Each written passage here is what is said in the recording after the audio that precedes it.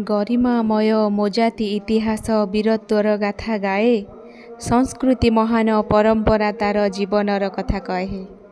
जय जगन्नाथ सांग माने आम ओडिया नववर्ष तथा पणा संक्रांति उपलक्षे आपण समस्त को मो तरफ अनेक अनेक शुभेच्छा और शुभकामना।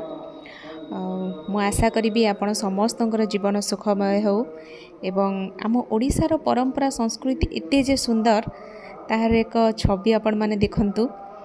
आज पणा संक्रांति से आम ओडियार प्रत्येकटी घरे एमिति चौरा मूलरे चौरा उपरे सजा होता है ठेकी एवं ता देहरे पणा ढला होता है।